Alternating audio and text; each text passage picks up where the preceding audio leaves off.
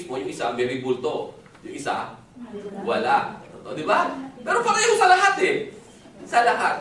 Kaya may kantahan. Sa amin, may kantahan din sa pinanggalingan ko. Pero hindi gano'n. Napakasolid dito. Masaya dito. May pantahan, may talunan pa. So, sabi ko, mas maganda rito sa anong ito.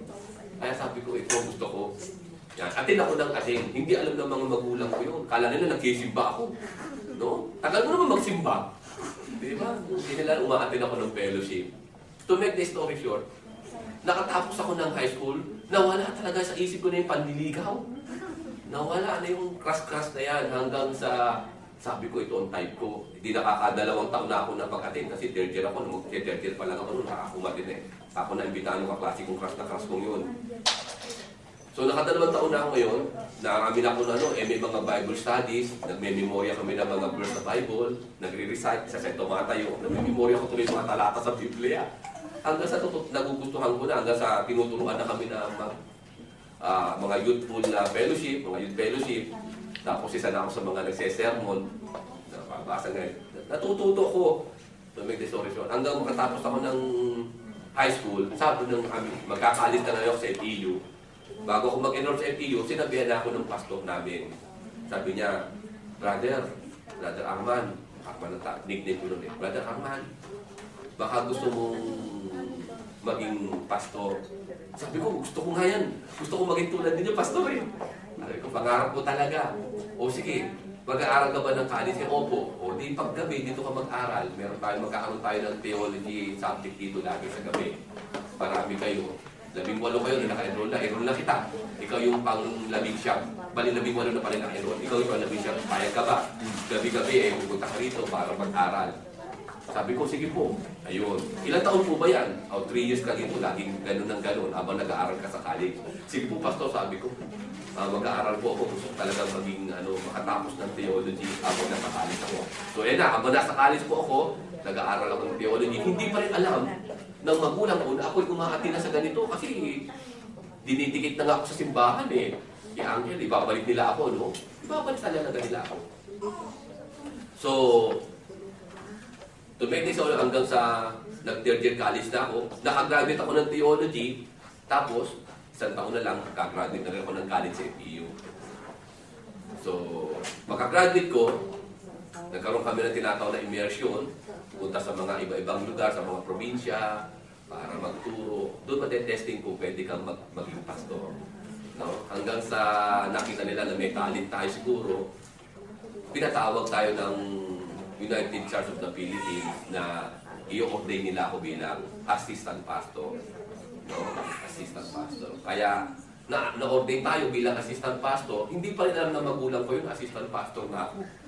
No? Na kung saan pag-absent yung pastor sa mga chapel namin, no, tinatawag na mga core group namin, mga cell group namin, ako yung nag-deliver ng sermon, no? Ako yung nag-deliver ng pastoral message. No? Ako yung nagsasabi ng amen. Ito naman mga miyembro, amen! Amen naman ang amen! Nakuha ko ba? No? Hindi mo na sinatanong kung tama ba yung sinasabi ko ba? Amen na amen yung Christianity. No? Yun. Di, ayan na. Hanggang sa makagraduate na ako ng college, doon lang nila nahalata dahil bakit hindi na ako nag-aantanda. No? Nakikipagdebate na ako sa aking mga magulang. Sabi ko, mali yung sa atin kasi may mga ribu-ribu na pa, bawal sa Biblia po yun eh. Naitay. Nagagalit sa akin siyempre yung mga magulang ko. Pero sabi ko, hindi naman po ako umalis sa pagka-Kristyanismo. Kristiyano rin po ako, ito po. Ginawa ko lang mabuti na ito tama, ito po tama. Bahala ka. Total, pinasok mo. Total, para ka na rin pari dyan. Sabi ko, po naman. Mas matindi nga ito, dahil hindi kagaya nung ginagawa ko kay Uncle na nakikita ko si Uncle ibang ganun-ganun na pakikling-kling lang, patuturuan niya magkling-kling nung kling-kling na gano'n. Magsubo ng osya, tapos babasa ng Biblia, tapos babasahin niya rin yung kung ano-ano mga dasal doon. Wala yun, diba talang dito? Dahil sabi ko, maganda rito, tinuturo mo talaga kung yung pagmamahal na inutos ni Lord Jesus Christ. Yan yun, ganyan. Hanggang sa sabi nung dati ko, pagkaya ako na siya, total Christianismo din yan. Hindi naman yung in-offer natin na siya ay ihandog sa Diyos. So sa Diyos din yung tinutungo niya. So to make the story short, hindi ako hinadlangan ng aking magulang. Hanggang sa dumating na pagkakataon na nagkaroon na tayo ng charts diyan sa Cabalchantos, tayo na tayo ng charts diyan. At talagang in 1 year, it grew tremendously. Sa loob lang ng 1 taon, lumaki kagad ng simbahan. Anong simbahan natin? 2,000 kagad ang miyembro sa loob ng 1 taon lang eh. Talagang ganun katindi. Nung magkaroon akong 2,000 miyembro kagad ng ganyan, in-ordain na kagad nila ako bilang associate pastor na hindi na tinatawag na assistant pastor, kundi associate na. No, nung associate pastor na tayo, I remember, taong 1991 yan, tapos election yan, nanalo si Ramos, 1992, di ba? So, panahon ni Ramos, isa sa mga project niya, kasi noong 1992, nagkaroon ng tinatawag na mass deportation ang Saudi Arabia. Dahil marami tayong mga kababayan na dinideport, pero bago i-deport, ikukulong muna at saka papaluin sa may plaza ng 100 lases. Dahil nahuli na, nagliligawan, o kaya magkasama, wala namang marriage contract. Sa Saudi, ganun higpit noon. So, sa 10 Pilipino, 4, kaya naging alarming. Kaya ginawa ng Malacanang, nagsulat siya ng letter na requesting sa mga simbahan. No? Simbahan ng Katoliko, simbahan ng Iglesia ni Cristo, simbahan ng Pentecostal, simbahan ng UCCP, na magpadala ng mga pari sa Saudi Arabia para doon magkasal sa embassy. At ako po yung napili, no? Na ipadala. So bago nila ako, siyempre, nung piliin na nila ako, sabi ko, hindi ako pwedeng magkasal, hindi pa ako pare. Diba? Sabi nila, hindi, kaya nga pinili ka namin dahil i-ordina ka namin. I-ordin ka na namin bilang isang reverend. Sabi ko, bata pa ako, 22 years old, malang mo, sabi nila, mahusay kang, magaling kang pastor, kaya ikaw ay ino-ordina namin. So, may flag appreciation pa yun. Talagang ino-ordin nila ako bilang isa ng regular pastor na. At the same time, binigay na rin nila sa akin yung license na ako ay maging isang reverend. Ayan, nakamit ko yan. 1991 yun, I remember, 1991, month of July. License ko. Kaya ako isang pari. No? Reverend, priest. Kaya wala makakatanggi. Ayan na.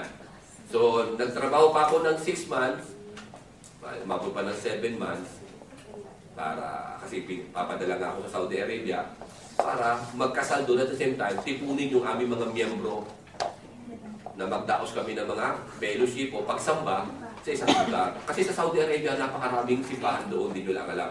Kaya lang lihim lang na nagdadaos sa mga, hindi ka naman uhulihin kung nasa loob ka ng bahay. No? Kaya mayroong daw mga lokal na iglesia, may lokal na mga born again doon na nagdadaos ng pagsamba. Hindi ganun talaga gano'ng kahigpit ang Saudi, na masyado na exaggerated.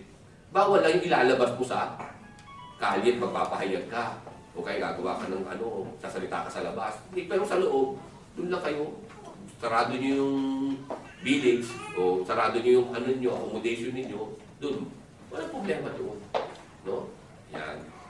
So to make the story short, pinadala na ako sa Saudi, taon 1992, February, dumating ako sa Saudi Arabia. At ang naghatid pa sa akin, hindi ko makakalimutan ang aking paboritong professor sa theology, Dr. Gary Garzain, SDD, Doctor of Divinity, Doctor of Philosophy, Doctor of Psychology. Tatlong doctorate ito. Kaya hinahangaan ko itong professor kong ito na Most Reverend Dr. Gary Garzain. No? Siya pang naghatid sa akin, sa tandaan niya, hinatid niya pa ako. Tandaan na si Dr. Gary Garzain. Hinatid niya pa ako sa airport. Sabi ko, bakit niyo pa ako hinatid, sir? Ikaw naman, Reverend Barcelona, kaya natin dahil may hayakabilin ako sa iyo. Matanda na ako at ikaw napupusuan ko na may kakayahan. Sana huwag mo akong biguin. Ano po ba yung hiyahabilin ninyo? Tamo, personal akong hinatid kita rito. Opo nga po, kaya nga po, ito po yung malaking karangalan sa akin, kayo pa yung professor ko. Hinatid pa ako. Ano po ba yung habilin nyo? At kayo po yung nagatid pa sa akin. Ikaw ay pinili namin, Ipak, ako ang nag-endorse sa'yo para ikaw ay mapili na maipadala dito, ipadala namin sa Saudi Arabia.